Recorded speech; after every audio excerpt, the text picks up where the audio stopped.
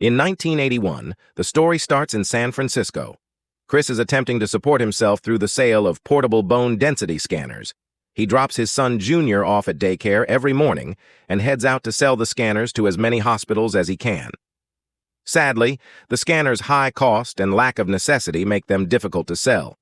Chris frequently encounters a weird homeless individual who refers to the scanner as a time machine when he rides the bus. Chris asks his wife Linda to pick up their son when he needs to remain out late trying to close a deal. Linda finds this upsetting because she frequently works 2 shifts to provide for her family. During supper one evening, Chris discovers a Rubik's Cube. Linda received this well-liked new toy as a gift from her buddy. When Linda inquires about Chris's tax payment, he responds that he will file for an extension. Linda gets even more agitated over this that evening. Chris solves the Rubik's Cube rapidly after playing with it. The following morning, Chris witnesses a man stepping out of an opulent sports car while out on his usual walk to generate sales. The man replies that he is a stockbroker when Chris asks what he does for a living. Chris believes that a college degree is required for that kind of work, but the man replies no. A strong mathematical background is sufficient. Chris believes he deserves that kind of life for himself after observing how content the firm's staff is.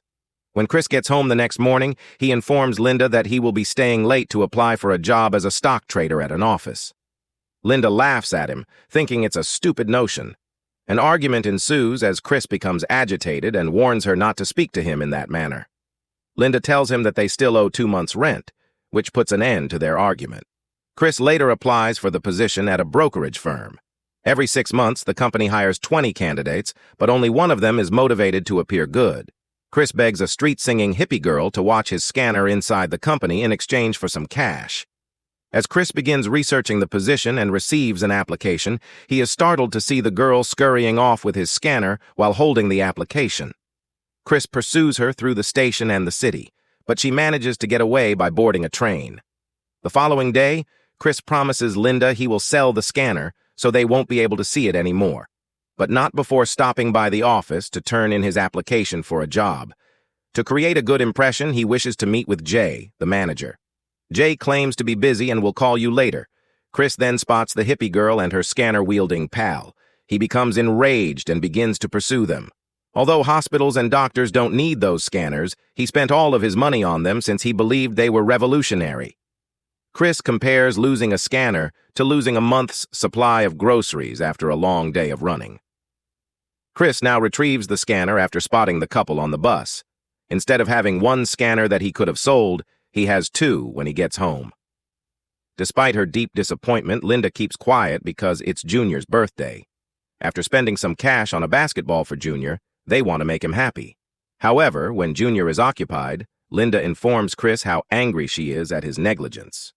When Chris visits Jay a month later, he wants to know what happened to his application, but Jay is rushing. Jay is preoccupied with solving his own Rubik's Cube and becomes angry when Chris keeps failing to solve it, so Chris claims he's heading in the same direction so they can take a taxi together.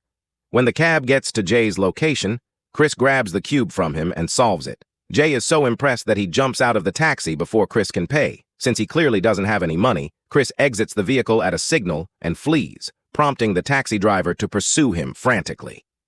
Chris dashes into the train station and boards, only to have the train violently close on his hand and force him to drop his scanner there. Chris's entire schedule has been pushed back by this, and when he apologizes to Linda, she gets furious because she missed her shift to pick up Junior and they needed the money. She declares that this is the last straw and that she is taking Junior with her when she leaves. I'm devastated to learn that their son and everything she owned at the time of the deal were taken. Jay calls Chris and instructs him to jot down his secretary's number so that he can call the following day to set up an interview. Chris tries his hardest to commit the number to memory when he can't find a single pen. Then he dashes to a local store to borrow some paper and write the number down. Chris approaches Linda at the daycare the following morning to discuss what transpired. The money situation worsens when the landlord, finally fed up with Chris not paying him rent, comes to ask him to leave the apartment in the morning because painters are coming in. Chris promises the landlord he will pay him soon and that he can do the painting himself, so the landlord agrees to give him 1 more week while Chris paints the walls. Linda explains that she isn't happy anymore, and while Chris can accept her leaving, he won't let her take the kid, so they agree to take turns. After 2 police officers come to his house and take him to the station, he has to pay all of his parking tickets. Sadly, the police officer informs him that they will confirm the payment at 9:30 in the morning, meaning he will have to spend the night in jail. Chris tries to explain that he has an interview the following morning, but his one call is met with disinterest. Chris requests that Linda pick up Junior in the morning. Chris gets released from the firm, but he's almost late, so he rushes to the interview still wearing his tacky firm clothing. Disappointed with what they observe, the interview panel asks Chris to clarify the circumstances, and Jay says he saw him every other time. Chris was dressed appropriately. Because Chris is intelligent, amusing, and clever, he leaves a lasting impact. Jay arrives to congratulate him after the interview, but Chris tells him he would have to think about it because he now knows it's an internship and his circumstances have changed. Jay calls him in the evening and encourages him to go on, saying he will replace his place. Later on in the evening, Linda arrives with Junior and breaks the big news. She's moving to New York to work at her sister's new restaurant, which her sister's boyfriend is opening. Chris, encouraged by Jun Junor's decision to do as she pleases, declares he is keeping Jun Junor because he knows Linda cannot look after him. She gets even angrier when Chris informs her about the internship, and when she's gone, she leaves. The following day, Chris phones Jay to accept the position. Since it's Saturday, Chris and his son moved with the assistance of a friend to a nearby motel. Junior claims he is going to be a professional basketball player when Chris takes his son to play. Chris comforts Junior after he realizes that most people don't succeed by telling him that no one, not even himself in the future, should ever tell him he can't accomplish something. When they eventually make a sale and get sufficient cash to tide them over for a few more days, they proceed to the hospital to offer the scanner. Chris leaves for his first day of the internship the next morning, when he is introduced to the trade. Chris never lets anyone know that he's destitute. Instead, he works really hard to demonstrate his superiority for the job. Chris runs into his boss, Mr., on the street during lunch, and they strike up a conversation. Chris wants to lick some boots to increase his chances. Still believing it to be a time machine, he stops himself when he realizes that the crazed guy is in possession of the scanner. Chris follows him right away, following him through the traffic and down the street before getting struck by a car. Chris plays it cool for a few days until losing sight of the person and losing a shoe. In that state, he returns to the office. Chris continues to help the office manager.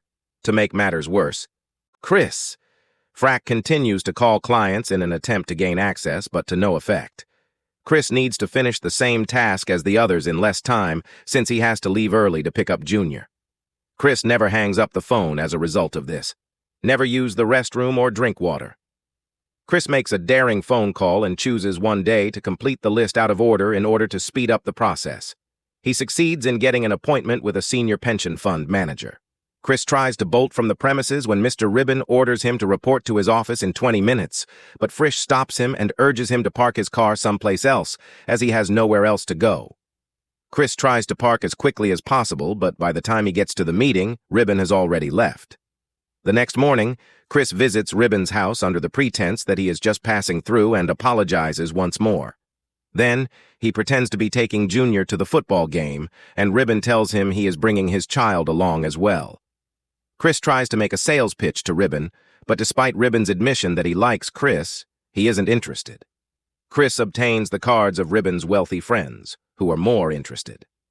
Chris struggles for weeks to make ends meet between his internship and scanner sales, but eventually the IRS comes to raid Chris's bank account to collect overdue taxes, leaving him destitute and helpless. When Chris tries to get the money back from an old friend who helped him move, the guy claims he already paid him. Chris becomes enraged, but his pal simply shuts the door behind him. Later on, as Chris is out at the park with his son, they run into the insane guy with the scanner once more.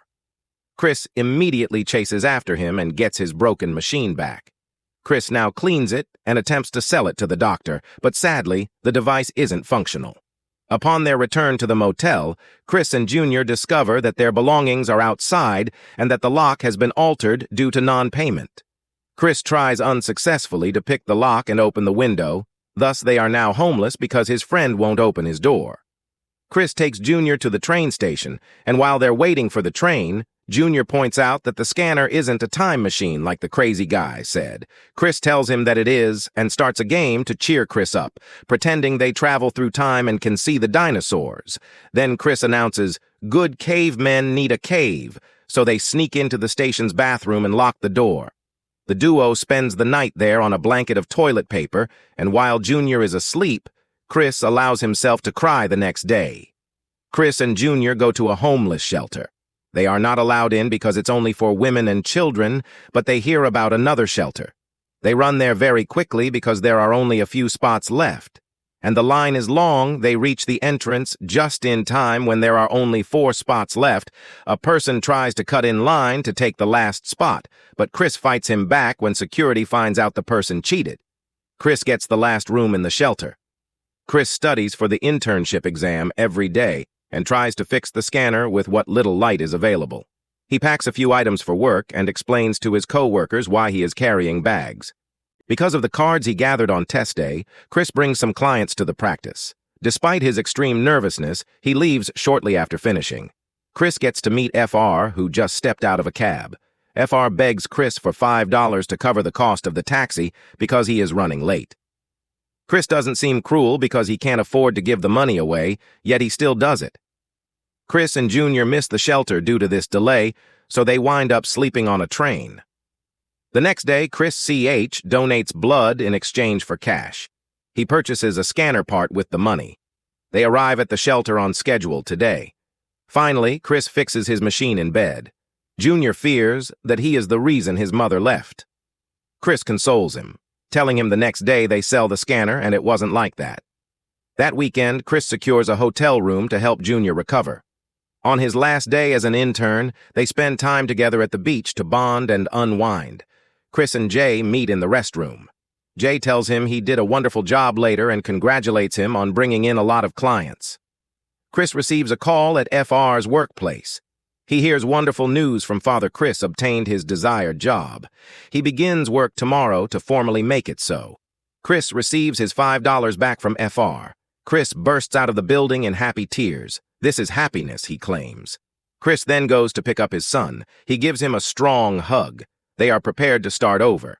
Chris later launches his own business. He makes millions of dollars selling a portion of it. In addition, he successfully writes a book about his experiences. I appreciate you seeing.